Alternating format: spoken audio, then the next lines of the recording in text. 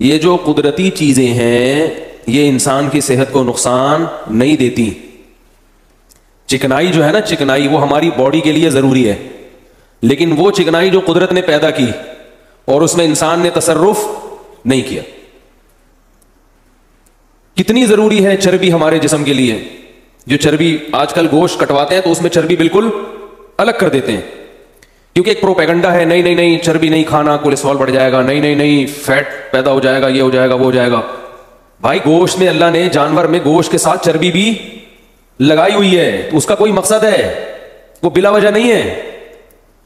وہ چربی وہاں سے بالکل ہٹا دیتے ہیں اور الگ سے ڈبے کا آئل لا کے اس میں گوشت ڈال کے.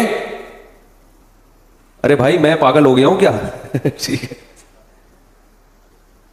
یا تو مجھے لوگ کہتے ہیں ساری دنیا بیوقوف ہے. بھائی ساری دنیا کون سا ریسرچ کر کے چیزیں کھا رہی ہے؟ بس کھا ہی رہی ہے نا، کمپنیوں نے جو دے دیا کھا لیا، مدذلہ لا لیا، جو ملا کھا لیا. ہم لوگ ایڈورٹائزمنٹ پہ جا رہے ہیں، چیزوں کی چمک پہ جاتے ہیں، ذائقوں پہ جاتے ہیں. چربی میں ایک عجیب سی تھوڑی سی ہیٹ محسوس ہوتی ہے. کوکنگ آئل ایسے چمکتے ہوئے شیشے کی طرح، کیا صاف پیور آئل ہے، لوگ اس کو دیکھتے ہیں. تو ہم کیا حماقت کرتے ہیں گوشت خریدتے ہوئے؟ جو رواج یا جو چکنائی قدرت نے گوشت کے ساتھ پیدا کی ہے تاکہ گوشت اس میں پکے، اس کو آپ نے کاٹ کے الگ کر دیا اور پھر قدرتی چکنائی سے جان چھڑائی اور گوشت کو کوکنگ آئل میں آپ نے پکا کے بیڑا غرق کر دیا. اللہ بھی کہتا ہوگا کہ نالائق، جو آئل میں نے تیرے لیے پیدا کیا وہ تو نے ہٹا کے الگ کر دیا، اور جو کمپنیاں پیدا کر رہی ہیں اس پہ تو ایمان لا رہا ہے. شرک نہیں ہے یہ، لیکن ایک قسم کا اس میں شرک کا شائبہ ضرور آتا ہے کہ جو قدرت پیدا کر رہی ہے اس پہ ایمان نہیں ہے. جو ڈبے پیدا کر رہے ہیں اور کمپنیاں پیدا کر رہی ہیں اس پہ یقین ہے. یہ قدرتی چیزوں کا کوئی آلٹرنیٹ نہیں ہے.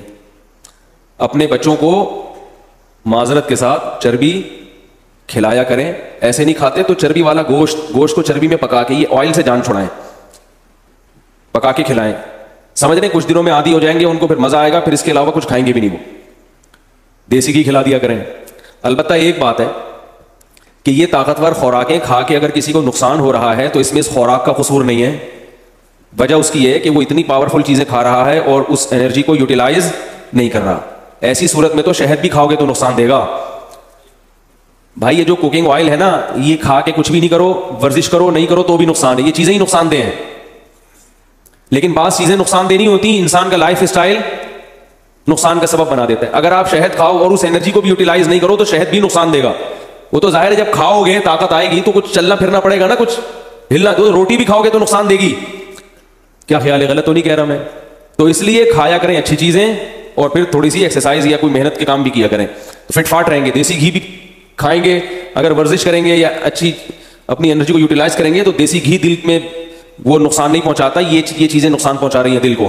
دیسی گھی پینے والے ہم نے سنا ہے 100 سال تک. ایک صاحب یہاں ان کے ابا رہتے تھے، 100 سال میں انتقال ہوا، دیسی گھی پیتے تھے، لیکن پینے کے علاوہ بھی کچھ کام کرتے تھے. ایسا نہیں ہے کہ صرف پینا ہی شروع کر دیں.